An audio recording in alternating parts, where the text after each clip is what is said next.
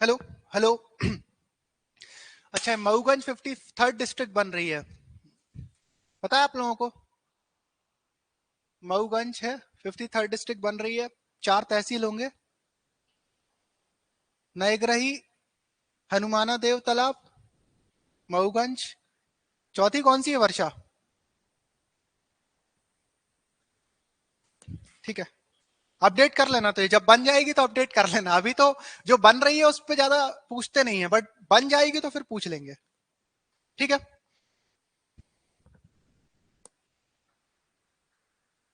अच्छा, रीवा में पन्ने तो दो एक बार। जिस दिन बन के तैयार हो जाएगी उस दिन। हाँ, एग्जाम के पहले ना आप लोग ये ध्यान देना, पर अगर आपके एग्जाम के पहले ये बन गई ना तो पूछ सकते हैं। ठीक। आज अपने को सर्विस सेक्टर स्टार्ट करना था, है ना?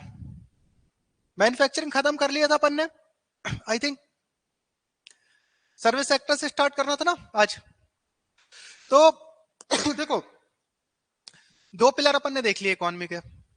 पहला देख लिया एग्रीकल्चर, वही प्राइमरी सेक्टर। सेकंड अपन ने देखा मैन्युफैक्चरिंग सेक्टर। अब आ जाते हैं थर्ड अपना सर्विस सेक्टर पर, ये आखिरी सेक्टर है। इसके बाद एक टॉपिक बचेगा demography, demographic indicators of Madhya प्रदेश। ये भी एक इंपॉर्टेंट टॉपिक है इसमें, पर ज्यादा इसमें कुछ है नहीं पढ़ने वाली चीज। प्री के हिसाब से पढ़ने वाली चीज तो बहुत कुछ है, जैसे डेमोग्राफिक इंडिकेटर्स ही एक्चुअल में देखा जाए तो इकोनॉमी की स्थिति डेमोग्राफिक इंडिकेटर्स से ज्यादा अच्छे से पता चलती है। क्योंकि सिर्फ आप इकोनॉमिक इंडिकेटर्स के जो नंबर्स हैं वो एक्चुअल स्थिति नहीं बताते देश में क्या चल रहा है। तो demographic indicators are also important, but ठीक है, एग्जाम पॉइंट ऑफ व्यू से थोड़े से कम हो जाते हैं वो इंपॉर्टेंट, बट पढ़ेंगे अपन। क्योंकि अभी जो आगे वाले टाइम पे जो ट्रेंड आएगा वो ऐसे क्वेश्चन आएंगे कि आपको मिक्स करके ही पूछे जाएंगे आगे आने वाले टाइम पे। तो उसका भी देख। अभी अभी तो अपना देखो, सर्विस सेक्टर खत्म करते हैं, इसको किस किस पार्ट में देखने वाले हैं पहले ये देखो। सर्विस सेक्टर में अपन को बेसिकली ना एक तो टूरिज्म इंडस्ट्री के बारे में पढ़ना है एमपी की, बिकॉज ये एक राइजिंग मार्केट है। जैसे अभी भी कल ही प्राइम मिनिस्टर मोदी जी ने बोला कि अपने को डेस्टिनेशन वेडिंग को बढ़ावा दे दो। डेस्टिनेशन वेडिंग को बढ़ावा देने से क्या होगा? लोग गांव दूर देहात में जाके शादी करेंगे, ठीक। अलग अलग प्लेसेस पे अलग अलग लोग जाएंगे, तो टूरिज्म को बढ़ावा मिलेगा। ठीक। अभी तक क्या था, डेस्टिनेशन वेडिंग कौन सुपर रिच लोग करते थे, और वो इंडिया से बाहर ही करते थे। कॉन्सेप्ट ये लाने की कोशिश कर रही है गवर्नमेंट की, इंडिया में ही रह के कर लो भाई। जो अनएक्सप्लोर्ड एरियाज हैं, बहुत सुंदर सुंदर सीनरीज है, सीनिक ब्यूटीज है इंडिया में भी। तो एमपी में भी बहुत सारे ऐसे एरियाज है अनएक्सप्लोर्ड, तो हो सकता है आगे चल के एमपी में भी डेस्टिनेशन वेडिंग का ट्रेंड शुरू हो। ठीक। कहने का मतलब ये टूरिज्म एक बहुत इंपॉर्टेंट सोर्स है इनकम का। एक नटशेल में सर्विस सेक्टर देख के अपन टूरिज्म इंडस्ट्री को देखेंगे। ठीक, टूरिज्म पे क्वेश्चन भी बहुत आते हैं। उसके अलावा रोड ट्रांसपोर्टेशन पढ़ेंगे, रेल ट्रांसपोर्टेशन पढ़ेंगे, एयर ट्रांसपोर्टेशन पढ़ेंगे, टेलीकॉम सेक्टर के बारे में अपन देखेंगे। बस इतना है इसमें, इससे ज्यादा नहीं है सर्विस सेक्टर में। ये अपना कवर कर लेगा, क्योंकि टेलीकॉम आईटी लगभग लगभग वो हो जाएगा पूरा आपका। और इसके अलावा जो रिफॉर्म्स की बात है, जैसे ये आईटी सेक्टर के, टेलीकॉम सेक्टर के, या as it is service sector के भी जो इश्यूज वगैरह है ना, वो याद करो हम शुरू की क्लासेस में ऑलरेडी देख चुके हैं। जब हमने एमपी इकोनॉमी इन नटशेल देखा था, तो वो सारी बातें अपन पहले भी कर चुके हैं। तो यहाँ पर थोड़ा स्पेसिफिक करके आई थिंक इतने टॉपिक ही हैं, और यही मेजर टॉपिक्स है जहां से आपके क्वेश्चन आ रहे हैं। तो ये वाले टॉपिक एक एक करके अपन देखने वाले हैं। ओके। देव तालाब भी, हाँ देव तालाब बोला था ना, रीवा डिस्ट्रिक्ट। तो आ जाओ। The service sector also known as the tertiary sector is the third tier in the three sector of economy. Okay. यहां पर क्या होता है सर्विस सेक्टर में? यहां पर मैन्युफैक्चरिंग किसी प्रोडक्ट की नहीं होती है। यहां पर जो प्रोडक्ट मैन्युफैक्चर हो रहा है उसमें अपन लोग जो सर्विस प्रोवाइड करते हैं उसके बैक एंड में, उसकी बात होती है। ठीक है। और इसके अलावा इंडिपेंडेंटली भी अगर आप कोई अलग से सर्विस दे रहे हो, उसके बैक एंड में भले ही कोई प्रोडक्ट ना हो, बट बहुत सारी अपन अलग से भी सर्विसेज देते हैं, जैसे प्रोफेशनल सर्विसेज हो गई, है ना? तो वो सब भी किस में आएगा? टर्शरी सेक्टर में। प्रोफेशनल सर्विसेज, उसके अलावा जो एक पर्टिकुलर अलग फील्ड हो जाती है, जैसे कम्युनिकेशन वाली, ओके, ट्रांसपोर्टेशन वाली, तो ये सारा भी सर्विस सेक्टर के अंडर आने वाला है। तो एक बहुत बड़ा सेक्टर है सर्विस सेक्टर, और इंडियन इकोनॉमी का तो एक बहुत इंपॉर्टेंट कॉर्नर स्टोन है service sector, as well as MP economy का भी बहुत इंपॉर्टेंट कॉर्नर स्टोन है। आफ्टर प्राइमरी सेक्टर सबसे ज्यादा रेवेन्यू और सबसे ज्यादा जीडीपी जो कंट्रीब्यूट कर रहा है एमपी इकोनॉमी को आफ्टर प्राइमरी सेक्टर, वो टर्शरी सेक्टर ही है। तो this sector produces services, maintenance, repairs, training and consulting. Okay. तो ये व्हाइट कॉलर टाइप की जो जॉब्स हैं वो यहां से निकल के आ रही हैं ज्यादा। Now India service sector covers a wide variety of activities such as trade. अच्छा एक बात और सुनना, सुनो, जब आप लोग आंसर राइटिंग करोगे, ठीक है, ये तो क्लासेस ऐसी हैं कि आपको मेंस और प्रीलिम्स दोनों के लिए काम में आ रही हैं। आंसर राइटिंग में ना आप इस तरीके से लिखना, भाई अगर सर्विस सेक्टर में आपको इंट्रोडक्शन देना है तो आप ये कोशिश करना इस टाइप से इंट्रोडक्शन दो, इससे इसका अच्छा इंपैक्ट पड़ता है। हैप्पैजार्ड इंट्रोडक्शन मत देना, या इस टाइप से, ये देखो इंट्रोडक्टरी पॉइंट इसलिए मैं आपको यहाँ पर देता हूँ, चाहता तो डायरेक्ट भी शुरू कर सकता था कोई टॉपिक, इंट्रोडक्टरी पॉइंट आप दो कि what is the service sector या what is the tertiary sector, तो आप लिखना कि tertiary sector it is a sector where instead of product production there is a services produced, okay, or the service sector it is a tertiary sector of the economy, ठीक। फिर आगे elaborate करो उसको, थोड़ा सा अच्छा इंट्रोडक्शन दो, क्योंकि जेनरिक क्वेश्चन बहुत, क्या जेनरिक क्वेश्चन आ रहे हैं, जैसे क्वेश्चन यही आएगा what are the activities included in service sector या what is service sector, ये आया भी आपको क्वेश्चन। अब इतना जेनरिक क्वेश्चन है ना कि इसमें ना आप थोड़ा सा अच्छे से लिखोगे, आप प्रॉपरली व्यवस्थित करके लिखोगे तो ही नंबर मिलेंगे, क्योंकि हैपाजार्डली और एक जेनरिक सी चीजें तो कोई भी लिख सकता है इसमें, बट आपकी यहाँ पर की क्या है कि आप ना थोड़ा सा उसको जमा के लिखो, ये आपकी स्किल है, ठीक, ये आपको एडिशनल जो नंबर है वो दिलाएगी, क्योंकि इससे आपका आंसर थोड़ा स्ट्रक्चर्ड दिखेगा। तो आपने पहले एक थोड़ा सा ब्रीफ में बताया कि व्हाट इज सर्विस सेक्टर, अब आपको बताना पड़ेगा what are the services that are included in India service sector. तो ये सर्विसेज आप लिखना, आंसर में लिखना पड़ेगा आपको कि wide variety of activities such as trade, hotel, restaurant, transport, storage, communication, finances, insurance, real estate, जितने याद रहे उतने लिखो, etcetera etcetera, okay. business services, community, social and personal services, okay, and services associated with construction, okay, so these are all included in the service sector.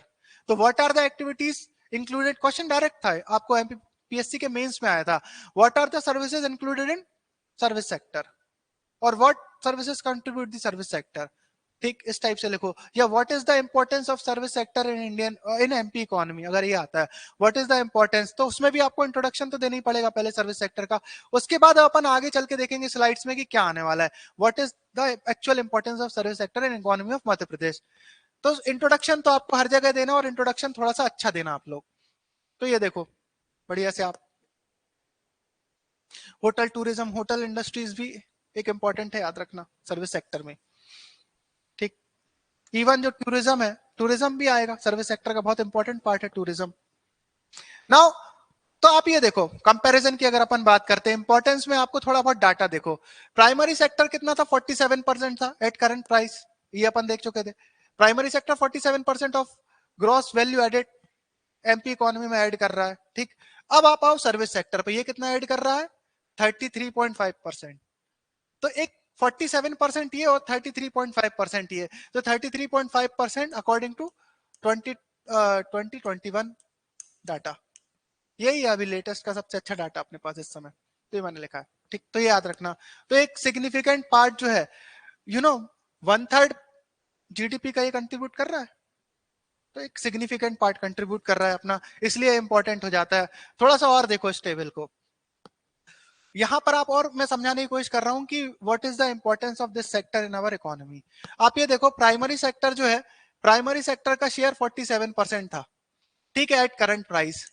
तो current price की बात करो तो विदाउट एडजस्टिंग द इन्फ्लेशन, याद है कि भूल गए सब, करंट प्राइस की बात करते हैं और एक कांस्टेंट प्राइस की बात करते हैं अपन ग्रॉस वैल्यू एडेड में, याद है, भूल गई, ठीक है। तो करंट प्राइस में अपन ने क्या करा, इन्फ्लेशन से एडजस्ट नहीं करा, और इन्फ्लेशन से एडजस्ट कर दिया तो एट बेस प्राइस, ठीक है। तो ये देखो करंट प्राइस से अगर देखो आप 2020 के डाटा को प्राइमरी सेक्टर के, तो 47%, और अगर आपने उसको बेस ईयर से एडजस्ट कर दिया तो कितना है, 37%।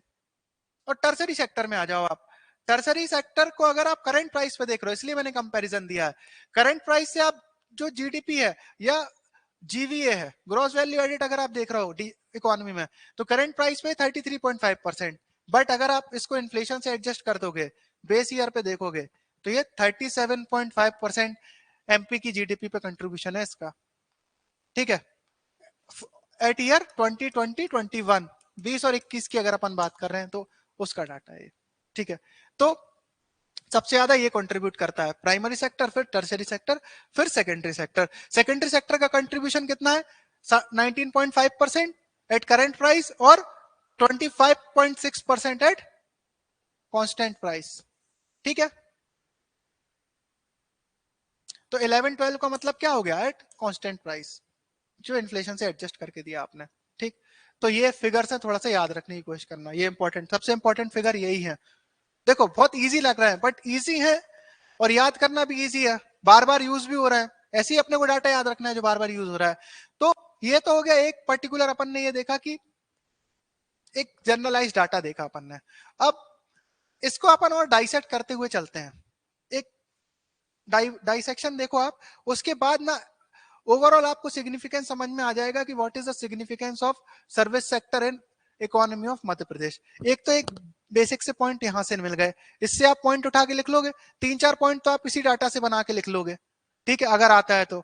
उसके बाद क्या करोगे, अब उसको आप डिवाइड करोगे चीजों में कि भाई बहुत सारी चीजें हैं जो सर्विस सेक्टर कंट्रीब्यूट करे, बहुत सारी एक्टिविटीज जो है सर्विस सेक्टर के अंदर आ रही हैं, इन सब का सिग्निफिकेंस आप अलग से देखो, उन सब का हर का सिग्निफिकेंस देखने वाले हैं अपन, एक एक का सिग्निफिकेंस, कंट्रीब्यूशन कितना आ रहा है, और फिर आखिरी में तो आप लिख ही दोगे, सबसे एक एक दो दो पॉइंट भी निकालोगे तो 8-10 पॉइंट से ज्यादा बन जाएंगे लिखने, है ना।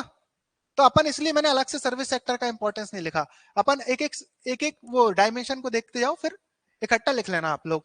तो आ जाओ टूरिज्म की अपन बात करते हैं। टूरिज्म एक बहुत इंपॉर्टेंट एक्टिविटी है मध्य प्रदेश की इकोनॉमी की, और इसको बढ़ावा देने के लिए भी बहुत सारे इनिशिएटिव होते ही रहते हैं। ओके, इवन अब तो आप ये देखो, इवन प्राइम मिनिस्टर भी इस लेवल पे इंटरेस्टेड हैं कि आप टूरिज्म को बढ़ाओ। The state is one of the top states in domestic tourist arrival in India, ये याद रखना आप लोग। ठीक, और Madhya Pradesh is one of the top state in domestic tourist arrival in India. Tourism had constantly contributed to more than 5% of national state domestic product for the past 5 years। ठीक है, इसको आप ऐसे भी लिख सकते हो, पता है एनएसडीपी वगैरह इन सब लफड़ों में मत पड़ो आप ये लिख सकते हो कि जो ग्रॉस वैल्यू एडेड है, ग्रॉस वैल्यू एडेड में करीब 5% जो है, 5% के आसपास कौन कंट्रीब्यूट कर रहा है, टूरिज्म सेक्टर। ठीक है, या डायरेक्ट भी लिख सकते हो कि ग्रॉस स्टेट जीडीपी में भी, जीएसडीपी भी लिख सकते हो। क्यों लिख सकते हो आप, क्योंकि ये जो 5% का डाटा है ना, ये ऐसा अलग से ना मुझे बजट के डॉक्यूमेंट में मिला है कि बजट में अलग से लिख दिया उनने कि यार ये टूरिज्म 5% दे रहा है, कंस्ट्रक्शन सेक्टर जो है वो 2% दे रहा है, इतना बाइफर्केशन तो मुझे बजट में भी नहीं मिला। तो ये एक अंदाजे से बता रहा हूँ कि 5% के आसपास ये दे रहा है। ठीक है, तो अप्रोक्स लिखना आप लोग, मोर देन 5%, तो कुछ भी एग्जैक्ट नहीं है यहाँ पे, क्योंकि एग्जैक्ट किसी को नहीं पता है डाटा, पता भी होगा तो एटलीस्ट गवर्नमेंट डॉक्यूमेंट में तो मुझे मिला नहीं है एग्जैक्ट डाटा। और इतना तो कहने का मतलब ये है कि इतना अपने को इसमें माथा पच्ची भी नहीं करनी है, जब एज इट इज गवर्नमेंट ये डाटा दिखा नहीं रही है तो। समझ गए आप लोग। तो एक अप्रोक्स याद रखो कि हाँ 5% के आसपास तो जीडीपी में कंट्रीब्यूशन आ ही रहा है टूरिज्म का, मध्य प्रदेश की जीडीपी में 5% इज एक्सेप्टेबल, बट इसको अपने को सिग्निफिकेंटली बढ़ाना है, क्योंकि एक बहुत इंपॉर्टेंट इकोनॉमिक एक्टिविटी है एमपी की टूरिज्म, ये है मुद्दे की बात यहाँ पे।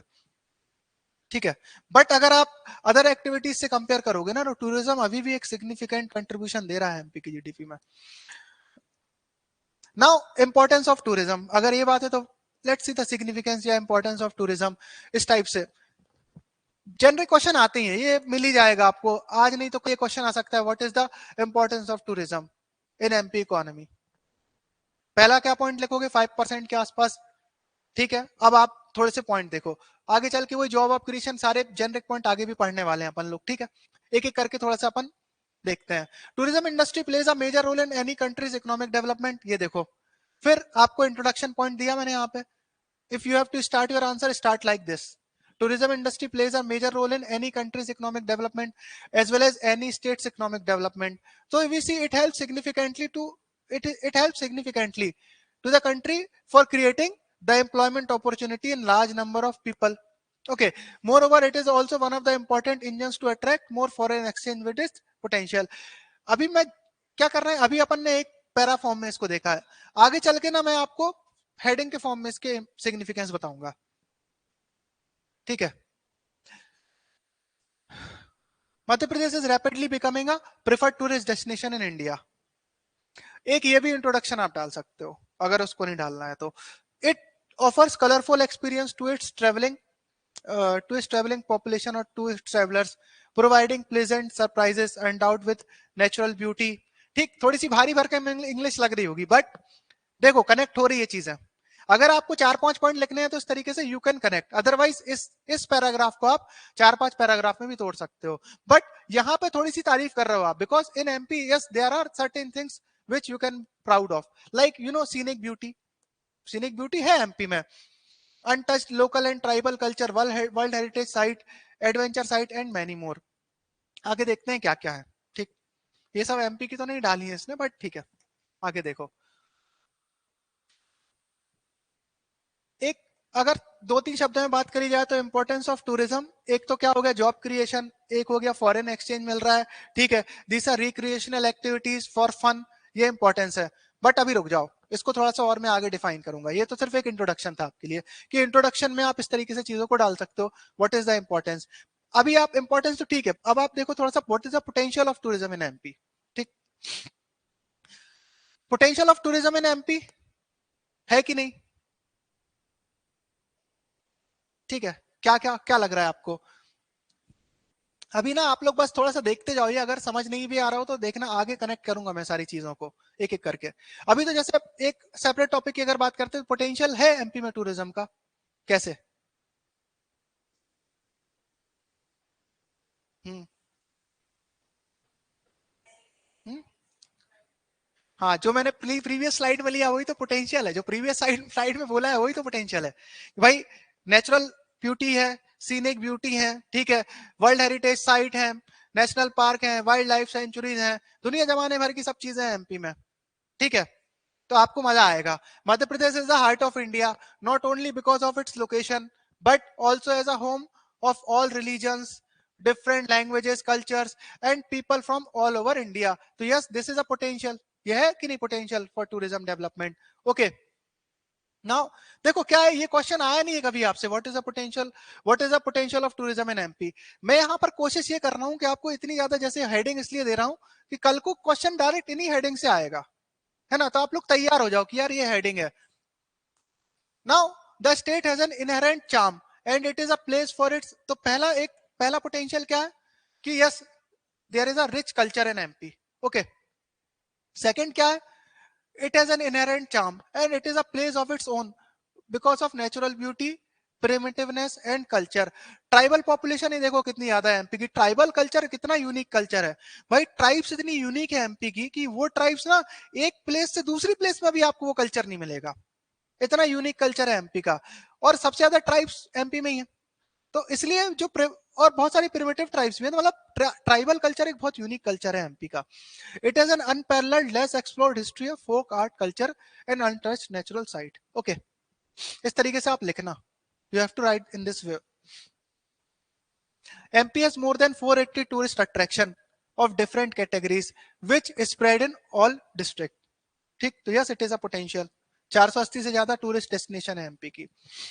हाँ, ये जरूर है कि उतने अच्छे से ये डेवलप नहीं है। अब जैसे आप लोग एक बात करो यहाँ पे पोटेंशियल में भी, जैसे कि ओरछा गए हो आप लोग, ओरछा के किला। अब ओरछा इतना ब्यूटीफुल है ना, मैं सच बता रहा हूँ, the architecture of Orchha forts are you know exemplary. मतलब मुगल आर्किटेक्चर जो था, Mughal fort architecture, Mughal architecture के बाद से अगर आपको किसी को कंपेयर करना है तो you can compare Orchha fort, the uniqueness of Orchha fort, the structures there. But दिक्कत क्या है, they are neglected, they are in a very bad state, they need a lot of renovation. वहां पर लोगों ने दीवालों पे फालतू बकवास लिख रखी है, एक्स लव वाई, रेखा लव सुषमा, इस टाइप से फालतू चीजें लिख रखी हैं। हर जगह आपको यही गंदगी, मैक्सिमम जगह किले की दीवालों पे ये सब मिल जाएगा आपको। ठीक, तो ये सब चीजों से बचाना है अपने को, अपनी जो नेशनल धरोहर है, स्टेट की धरोहर है, because Orchha is our MP pride. But वहां पूरे में आपको ये देखेगा गंदगी है, poor, very poor quality of sanitation. आपको हर जगह फीसेस मिल जाएंगे, ह्यूमन फीसेस मिल जाएंगे, एनिमल फीसेस मिल जाएंगे पूरे में डले हुए। ठीक, तो ये सब चीजों को अगर आप अवॉइड करो और आप प्रॉपर डेवलप कर दो ना, तो क्या राजस्थान का कोई किला होगा एमपी की टक्कर का? दिल्ली के मतलब जो मुगल आर्किटेक्चर है, मुगल आर्किटेक्चर के टक्कर का है ये। मतलब इससे बेस्ट आपको शायद ये फिर कहीं मिल पाएगा, इन किले से बेस्ट ओरछा किले से, इतने सुंदर है। बट दिक्कत क्या है, एक तो प्रॉपर एडवर्टाइजमेंट नहीं होता इनका, और दूसरा क्या है, जो मेन प्रॉब्लम है दूसरा क्या है, क्लीननेस की, मेंटेनेंस की, कि वो प्रॉपर मेंटेन नहीं हो रहा है। तो मध्य Pradesh is also famous for, क्या बोल रहे थे? हाँ Chanderi fort, but problem here is marketing अच्छी नहीं है, मार्केटिंग के साथ साथ वहां का मैनेजमेंट सही नहीं है अभी। ओके,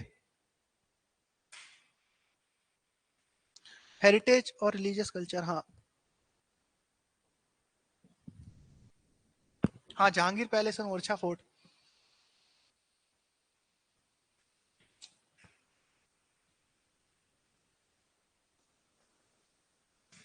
बहुत सुंदर है, जहांगीर पैलेस भी।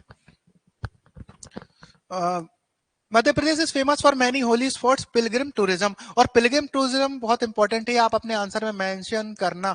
मुझे तो लगता है यार टूरिज्म पे इस बार क्वेश्चन आने वाला है, अभी लगातार 2 मेंस है ना, मतलब आई थिंक बिकॉज, क्योंकि आप ये देखो, ये आपका महाकाल टेम्पल कॉम्प्लेक्स डेवलप हुआ है, कितनी बड़ी चीज हुई है महाकाल टेम्पल कॉम्प्लेक्स को, it is also a part of tourism. But tourism पूरे, आप वन ऑफ द 12 ज्योतिर्लिंग्स जो है उसमें से एक है उज्जैन, 12 में से। और बहुत इंपॉर्टेंट है महाकालेश्वर टेम्पल का जो वो है वर्चस्व है, वो all over India, it felt all over India, all over India से लोग आते हैं महाकालेश्वर टेम्पल के दर्शन करने। तो it is also a very famous destination for Pilgrim tourism. तो एमपी में अगर आप बात करो तो पिलग्रिम टूरिज्म पे भी प्लीज बात करना, मतलब भूलना नहीं कि Pilgrim tourism is one of the backbone of Indian MP tourism. क्योंकि आप जो रिक्रिएशनल प्लेसेस हैं टूरिज्म के लिए, रिक्रिएशनल प्लेसेस जहां आपको मजा आए, एंजॉय करो, जैसे कि ओरछा, उसकी तो हालत खराब है, उस पर ध्यान नहीं दिया जा रहा है, बट यहाँ पर ध्यान दिया जा रहा है, पिलग्रिम टूरिज्म पे ध्यान दिया जा रहा है, फोकस कर रहे हैं किसी को डेवलप कर दे, चलो ठीक है। तो महाकाल कॉम्प्लेक्स को भी आप मेंशन करना उसमें। उसके अलावा MP is also known as tiger state. ठीक, अभी जीतू पटवारी जी ने टाइगर स्टेट को लेके कमेंट करा था, याद है, अभी कल की विधानसभा में, शायद कल ही करा है, कल या परसों उन्होंने कमेंट करा था, तो उनको सदन से बाहर कर दिया पूरे सेशन के लिए, बजट सेशन से ही निकाल दिया। कुछ कमेंट करा था उन्होंने MP as a tiger state को लेके, ठीक है। तो as a consequence you are not allowed to enter into the you know legislative assembly complex for this whole session.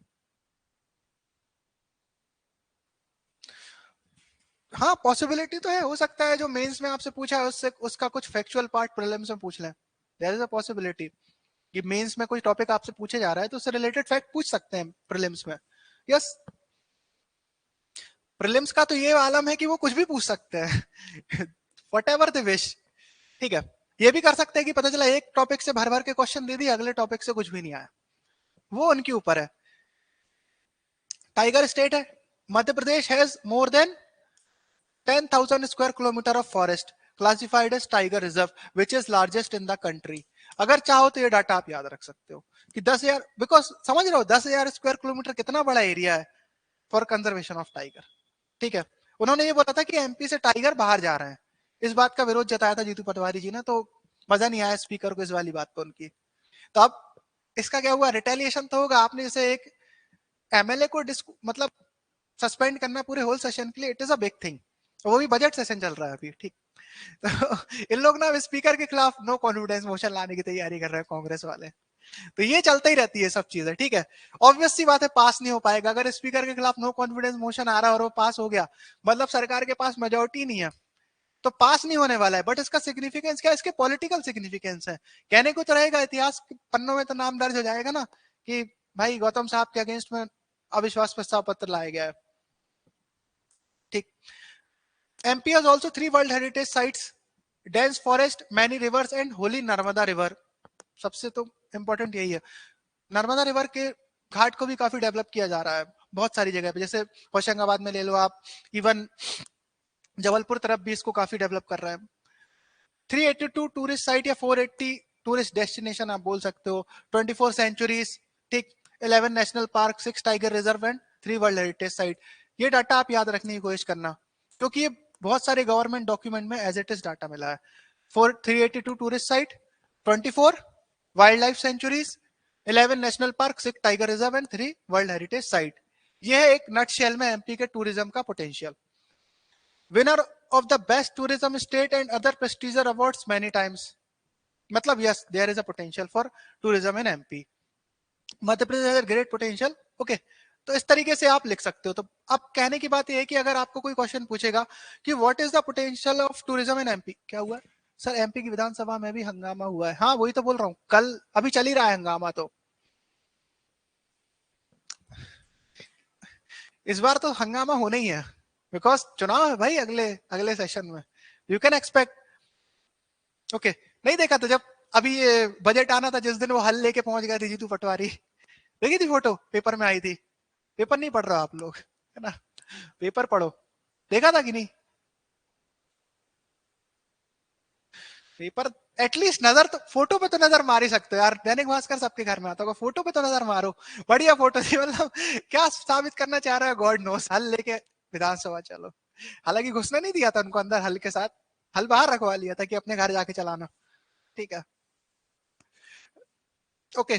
कहने का मतलब ये, आप लोग क्या लिखोगे टूरिज्म पे भी अगर क्वेश्चन आ रहा है कि potential of tourism development in MP, तो इस तरीके से आप इन पॉइंट्स को जमा के लिख सकते हो कि yes there is a lot lot of potential. उससे क्या होगा, अच्छी अच्छी बातें क्या होंगी कि टूरिज्म के डेवलप होने से बहुत सारी अच्छी अच्छी बातें होंगी जो अपन आगे पढ़ेंगे। तो एक नटशेल में यही लिख सकते हो, जॉब क्रिएशन, फॉरेन एक्सचेंज मिलेगा, ठीक है, तो इकोनॉमी का और ग्रोथ होगी। इस टाइप से आप लिख सकते हो। अब देखो, तो ये हो गया potential of what is the role of tourism in MP economy. Points repeat होने वाले हैं, बट टॉपिक ज्यादा क्यों करे हैं मैंने, क्योंकि फिर ये लगता है ना कि यार सर आपने तो ये पढ़ा ही नहीं था। तो इसलिए मैंने जितना मेरे को समझ में आ रहा था वो मैं हेडिंग देते गया हूं यहाँ आपके लिए, ताकि एज इट इज आपको चीजें मिल जाए इसमें। Role of tourism in MP economy, Madhya Pradesh is one of the largest state in India. ठीक है, मतलब आप यहाँ पर देख रहे हो, मैंने एक चीज को पांच पांच तरीके से घुमा घुमा के लिखा है, जो समझ में आए, जैसे चीज याद रहे, मुद्दे की बात ये याद रखो। या ये है इंग्लिश भाई, आप अपनी बात कह रहे हो, एक बात को आप 15 अलग अलग तरीके से कह सकते हो, देख रहे हो, जिस तरीके से आपको चीज याद रहे बस याद रहनी चाहिए, यहाँ पर मतलब यही है। सभी को पता है, heart of MP, heart of India, one of the largest state of India, known for it rich cultural and historical heritage, wild life reserve, national park and natural beauty, same वही चीज। The state has a thriving tourism industry which contribute significantly to economy. तो देखो मैंने नया topic चालू करा, role of, उसमें फिर मैंने ये इंट्रोडक्शन दिया आपको, ठीक है ना। जो इंट्रोडक्शन आपको पसंद आ रहा है, कोई एक इंट्रोडक्शन याद कर लो, अगर याद भी करना है तो उसको चिपका दो हर जगह, ठीक।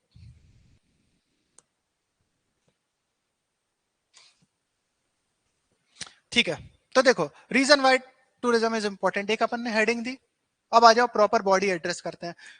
अब इसमें आप देखो, मध्य प्रदेश टूरिज्म है accounted for 2.7% directly to the state. DP मतलब डोमेस्टिक प्रोडक्ट, ओके, समझ जाओगे ना, TP domestic product, okay.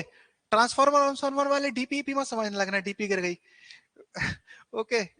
And 1.9% in the state employment. तो ये देखो आप, ये इंडस्ट्री 2.7% स्टेट डोमेस्टिक प्रोडक्ट और 1.9% इन स्टेट एम्प्लॉयमेंट, ये 2010 की डाटा मुझे मिला था तो मैंने लिखा है। तो 10 में भी ये इतना कंट्रीब्यूट कर रही थी, मतलब it significant, it contribute significantly towards employment generation as well as economy, GDP, दोनों तरफ से ये मदद कर रही है।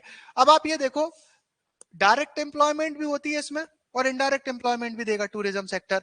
डायरेक्ट एम्प्लॉयमेंट मतलब इससे रिलेटेड जो गाइड वगैरह रहते हैं, ठीक है, आसपास की जो होटल इंडस्ट्री रहती है जो थ्राइव करती है इसके कारण, ये सब एम्प्लॉयमेंट। अब हाँ, उसके कारण जो लोकल पीपल का मार्केट डेवलप हो रहा है तो वो इनडायरेक्ट एम्प्लॉयमेंट मिल रही है। तो डायरेक्ट जीडीपी से तो 2.7% हो रहा है, बट इनडायरेक्टली तो 5% के आसपास जो मैंने बताया था करता है ये जीडीपी को कंट्रीब्यूट। तो आप ये वाला पॉइंट लिख सकते हो, तो this increases to 5.2% in GDP after adding indirect effect and 7.2% in employment. तो ये देखो कितना सिग्निफिकेंटली एम्प्लॉयमेंट को ये फेवर कर रहा है टूरिज्म सेक्टर। तो यस इट इज इंपॉर्टेंट। तो इंपॉर्टेंस एक सबसे इंपॉर्टेंट तो ये है, सबसे पहले डायरेक्ट मुद्दे की बात ही लिखो, है ना। कहीं भी आंसर, मैंने आपको क्या बताया, एक चीज और याद रखना आप लोग, कि कभी भी आप आंसर लिखोगे तो पहले मुद्दे की बात लिखना। ये नहीं है कि पहले आप जेनरिक पॉइंट यहाँ वहां के लिखो, जो भी आपको चीज एड्रेस करनी है वहां आप पहले मुद्दे की बात लिखो, उसके बाद आप यहाँ वहां की बातें करो। In 2016 Madhya Pradesh rank 5th in India in tourist arrival, okay, according to the ministry of tourism, ठीक है। The pioneer rank Madhya Pradesh as a most important center in 2015 and state was ranked 6th in domestic visitors।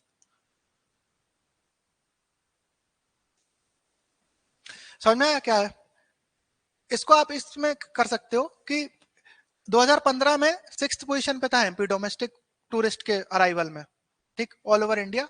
6th पे था। और mainly domestic tourist क्यों आते हैं MP में? Mainly domestic tourist सबसे ज्यादा आते हैं पिलग्रिम टूरिज्म पे। ठीक। Madhya Pradesh saw nearly 7 crore tourist arrival in domestic tourism. तो एक ये डाटा आप दे सकते हो यहाँ पे। तो यस, डोमेस्टिक टूरिज्म के लिए भी दे आएंगे तो they will help in MP economy. Now it also lead to promotion of cultural heritage. ठीक, तो थर्ड पॉइंट क्या हो गया इंपॉर्टेंस में? Promotion of cultural heritage. 1 minute यार, पानी खत्म हो गया ये।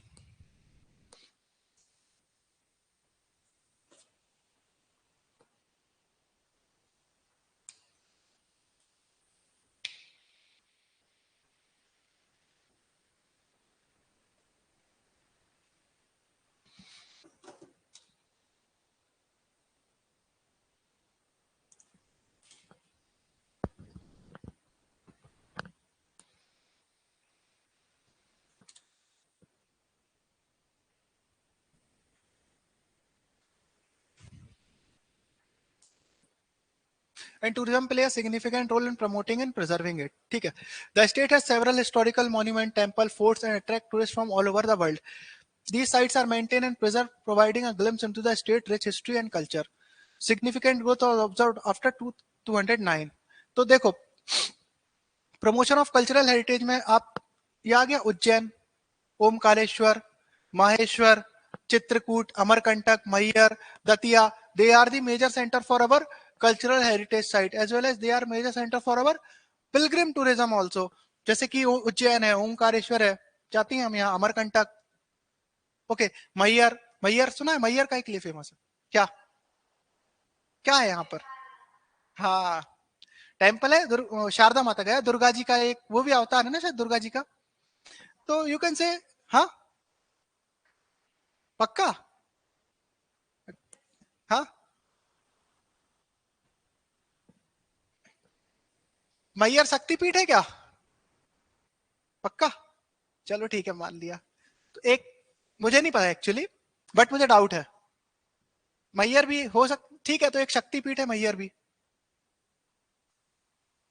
ओके, ये है माहेश्वर का सीन आई थिंक, है ना? महेश्वर का सामने से ये क्या है, बता सकता है कोई? कहाँ का? हाँ हाँ, धुआंधार भेड़ाघाट, नर्मदा माँ, चित्रकूट है? नहीं यार, ये तो मुझे एमपी का नहीं लग रहा है। ये एमपी का नहीं है, ये मुझे ऋषिकेश का लग रहा है मोस्ट प्रोबेबली। ठीक है, ठीक है, शक्तिपीठ है। हाँ, ये शक्तिपीठ है। ओके, एक मिनट रुकना।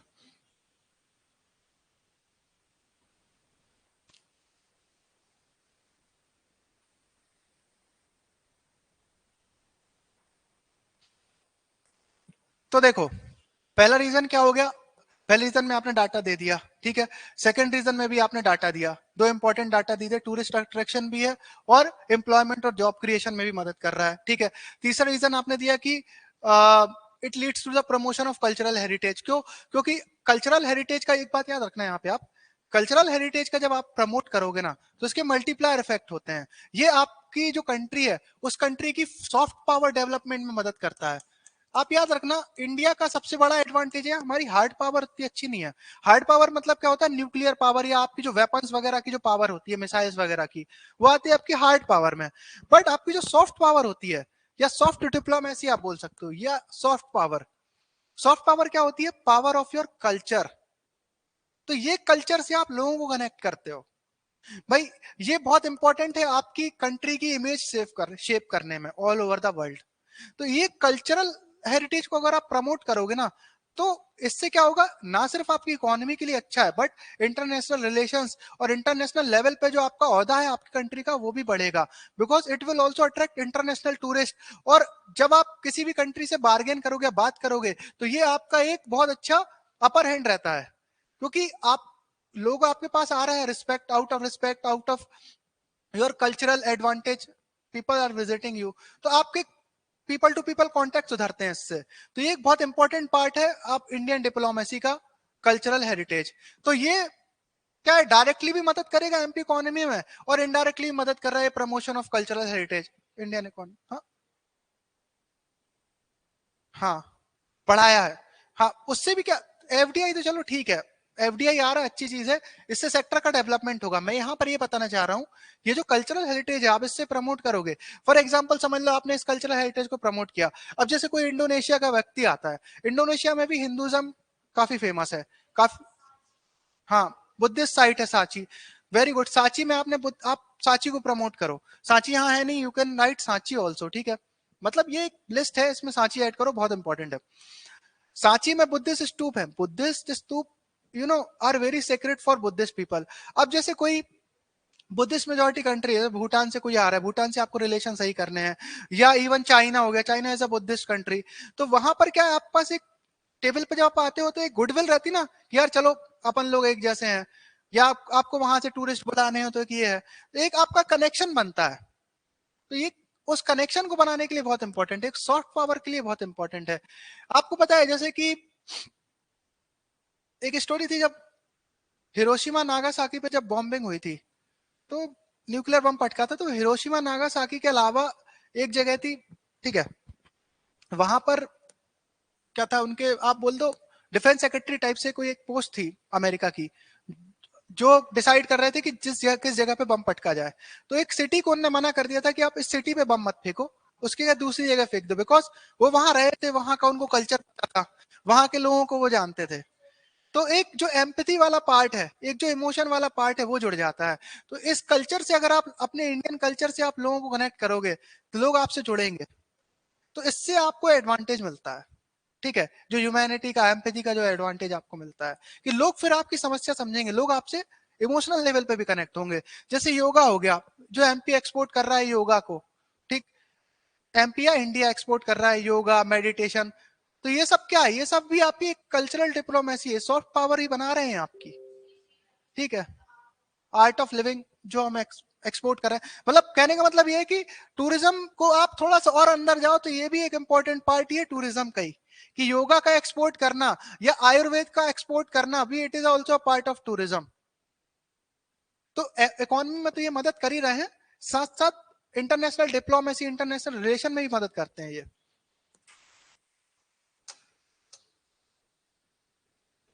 हाँ Chitrakoot Omkareshwar Sanchi, you can write all this, ठीक है। तो थर्ड पॉइंट ये हो गया प्रमोशन ऑफ कल्चरल हेरिटेज, ठीक। नाउ फोर्थ पॉइंट, अब यहां पर आ जाओ थोड़ा सा और, जॉब क्रिएशन। पहले वाले पॉइंट को अपन ने एम्प्लॉयमेंट और इकोनॉमी से देखा, उसी को थोड़ा सा और एलेबरेट करते हैं अपन, जॉब क्रिएशन कि it's role in job creation, ठीक। Tourism is a labour intensive industry, yes.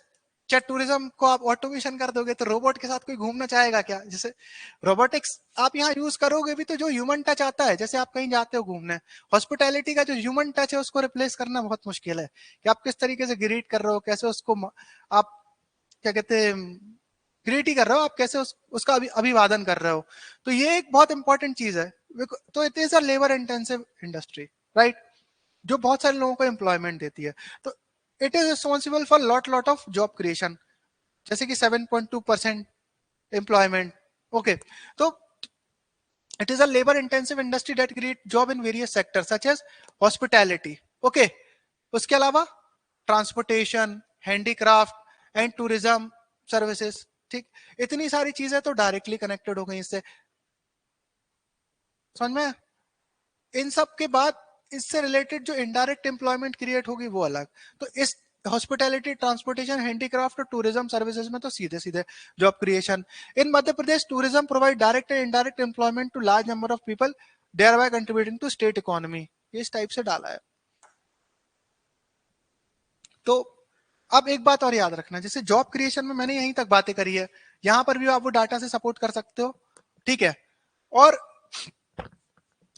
ये देख सकते हो it has a multiplier effect in, एक शब्द आपने बार बार सुना ही होगा मेरे से, मल्टीप्लायर इफेक्ट ऑफ इकोनॉमी, क्योंकि बड़ा अच्छा शब्द है, बहुत बार इकोनॉमिक सर्विस में भी यूज होते हैं। आप लिखो इसमें कि multiplier effect on job creation, बोल सकते हैं tourism has a multiplier effect on job creation, can we say this?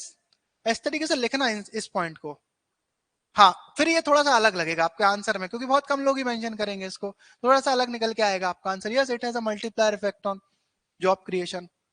और इसको थोड़ा सा एक्सप्लेन कर देना मन करे तो। एक्सप्लेन कैसे करोगे कि भाई इससे जो इनडायरेक्ट बेनिफिट हो रहे हैं इकोनॉमी के, they are also creating job. Indirect job is a type of multiplier effect on job creation.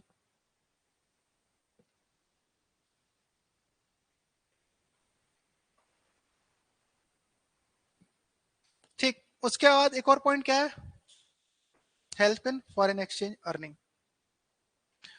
Y? हाँ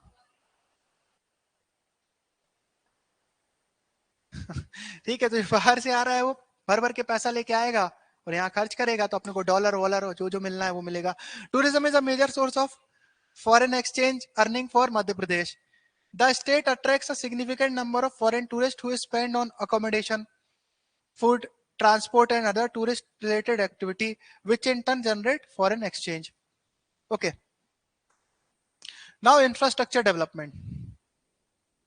To attract, हाँ, अब जैसे देखो मैंने दो चीजों को इनडायरेक्टली लिंक करा है यहाँ टूरिज्म से। क्या होता है ना, अपन आंसर में अलग अलग डायमेंशन की बात कर रहे हैं। तो कल्चरल डायमेंशन को मैंने soft diplomacy, soft power of India से बात करी है जोड़ने की। ठीक है, इससे अपना इंडिया का एज अ स्टेटस एक वर्ल्ड टेबल पर राइज होता है। ठीक है, जब अपने पास सॉफ्ट पावर रहती है तो। दूसरी चीज क्या है, इंफ्रास्ट्रक्चर डेवलपमेंट, कि भाई टूरिज्म इंडस्ट्री इंफ्रास्ट्रक्चर डेवलपमेंट में कैसे मदद कर रही है, क्योंकि इससे जो भर भर के पैसा आपको मिलेगा, उस पैसे को आप री इन्वेस्ट करोगे ना इकोनॉमी में। भाई जैसे एमपी इकोनॉमी में पैसा आया, इससे जीडीपी इंप्रूव हो ही रही है, तो इससे यहाँ से जो पैसा आ रहा है, टैक्सेस आ रहे हैं, अल्टीमेटली फिर आप क्या करोगे, उससे जो इंफ्रास्ट्रक्चर डेवलपमेंट है, रोड, रेलवे, इन सब में इन्वेस्ट करोगे आप, एजुकेशन इंस्टीट्यूशन, हेल्थ केयर वगैरह। तो क्या होगा, एक मल्टीप्लायर इफेक्ट टाइप का ही आ रहा है टूरिज्म के कारण इकोनॉमी में। और एम्प्लॉयमेंट तो हो ही रही है, इसके साथ साथ कैपिटल इन्वेस्टमेंट भी आप कर सकते हो यहाँ से जो रेवेन्यू जनरेट होगा उससे। और उस कैपिटल इन्वेस्टमेंट का फिर इफेक्ट, पॉजिटिव इफेक्ट किस पे आएगा, टूरिज्म डेवलपमेंट में। समझ लो आपको ओरछा को टूरिस्ट डेस्टिनेशन के लिए डेवलप करना है, तो उसके लिए आपको चाहिए इंफ्रास्ट्रक्चर डेवलपमेंट वहां का, ओरछा का, कि भाई वहां तक पहुंचने की रोड अच्छी कर दो, उसकी साफ सफाई करवा दो किलों की अच्छे से। ठीक है, प्रॉपर लेन डेवलप करवा दो, वहां सब पे पूरे वाईफाई सुविधा डेवलप करा दो। ठीक है, एमपी गवर्नमेंट के कैफेज खोल दो जहां पर लोग आके बैठ सकें। तो इस टाइप से अगर आप चीजें करोगे तो यू नीड मनी, तो उस मनी को भी आप, जो आपकी और जगह की टूरिस्ट अर्निंग है, उसको आप री इन्वेस्ट कर सकते हो वहां। तो यहां पर भी यही वाली बात कहने की कोशिश की गई है। To attract tourist the state government invest in infrastructure development. ठीक है, such as development of tourist destination, transport facility and accommodation facilities. This investment helps in creating better facilities and amenities for tourists, making the state more attractive to visitors। और फिर क्या होगा, वहां से जो पैसा आएगा again it can be used for infrastructure, further infrastructure development. तो एक साइकिल टाइप की बन सकती है इससे। तो ठीक है,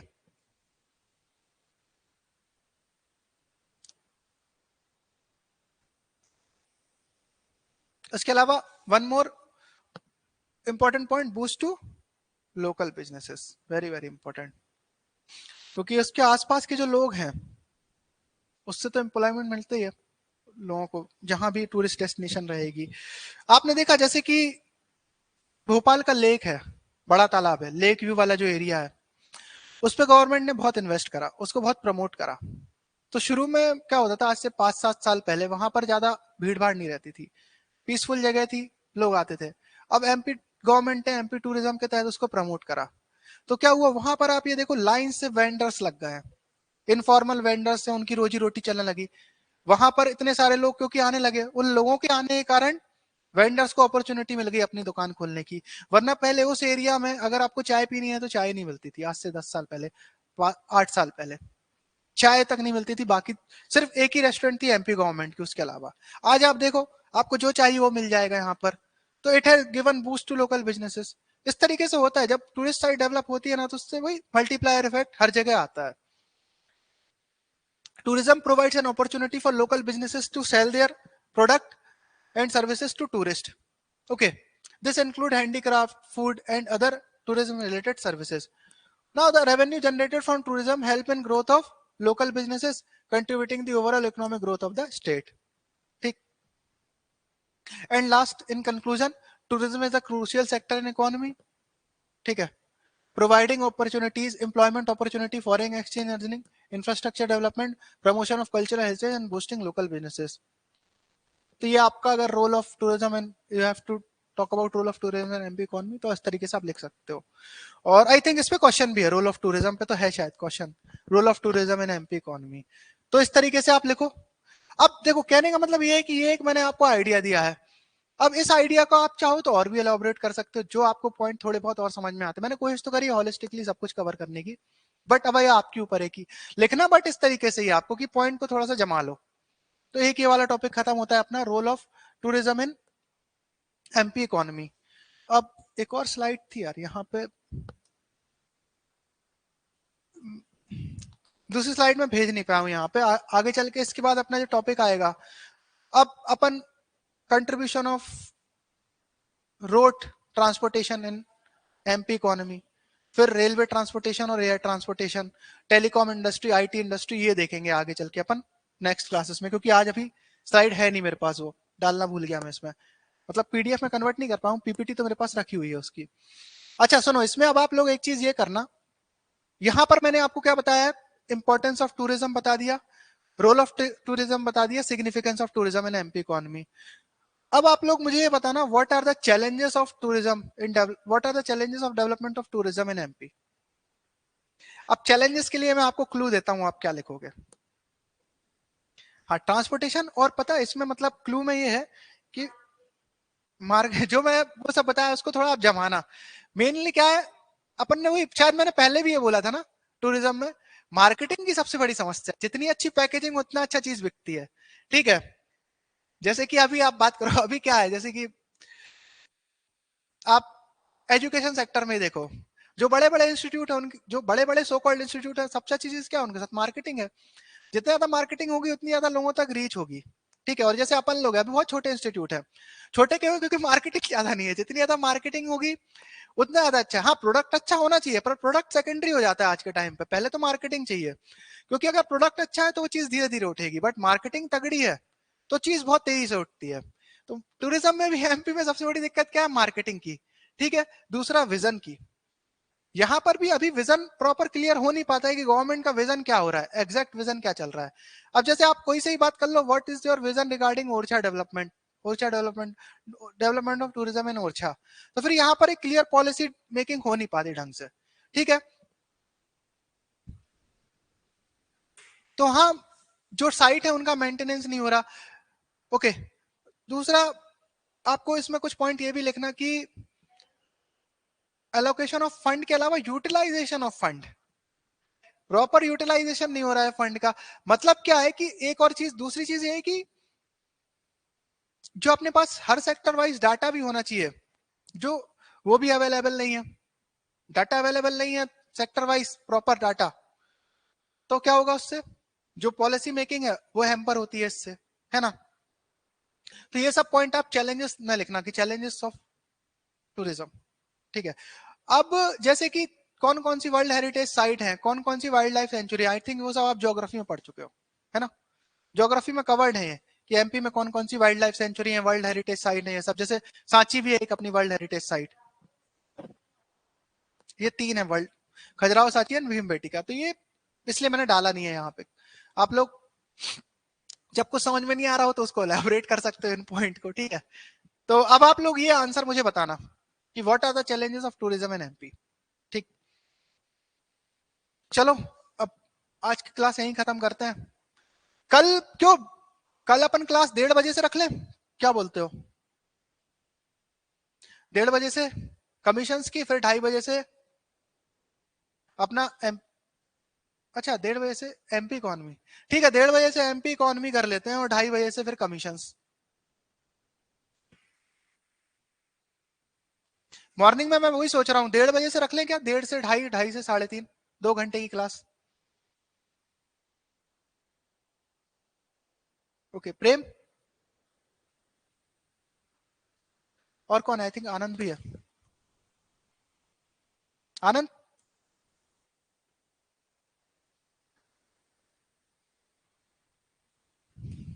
देखो आप, अपन कल ना कोशिश करेंगे कि ये इसमें और मैं आपको डायरेक्ट वो दे दूंगा कुछ कुछ और पॉइंट। रोड रेलवे जितना जल्दी हो सकेगा इसको अपन खत्म करेंगे, ठीक है। क्योंकि देखो अब मुझे ये चीज अच्छी लग रही है कि आप लोगों को ना मेन बातें समझ में आ गई हैं जो मैं आपको बताना चाह रहा हूँ। जो अपन पहले डिस्कस कर चुके हैं वही वही बातें यहाँ आ रही है ना, वही जरूरी है।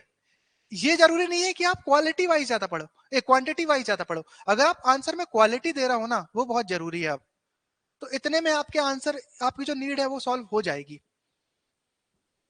ठीक है। तो Anand, are you there? Are you okay with the timing? जल्दी से रिप्लाई करो।